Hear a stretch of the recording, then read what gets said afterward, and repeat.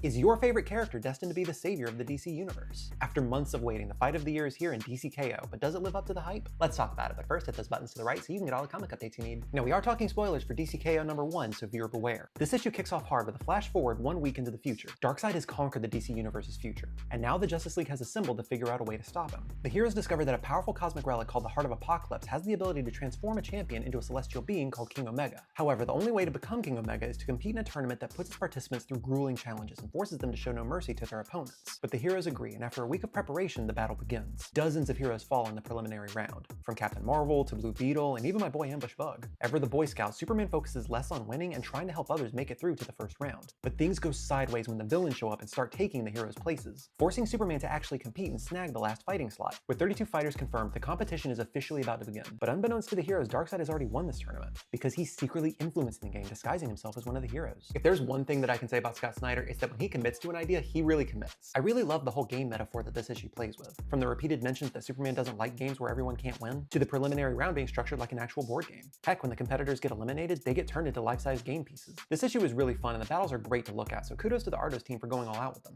I'm not gonna lie, I generally don't like the first issue of big crossover events like this because they usually focus so much more on setup and not the action that you want to see. And yeah, there is a good bit of that to catch up new readers and set the stage for DCKO, but this issue balances out the needed exposition and the fun that we all want to see. DCKO is arguably the biggest story since the DC All-In initiative began, and it really does feel like we're finally getting the payoff that we've been waiting for. It rewards those who've been patiently following along in books like Justice League Unlimited and Superman, but at the same time, it doesn't alienate anyone who's new. DCKO knows exactly what kind of comic it is. A big event with big stakes and big moments. Now, I'm a seasoned comic book reader, and I've seen plenty of events that promise big changes, nothing's ever going to be the same, so I can be a little cynical when it comes to giant events. But honestly, I just love the earnestness of this comic. It presents an interesting idea and just runs with it, setting up a story that I can't say I'm not interested in seeing more of.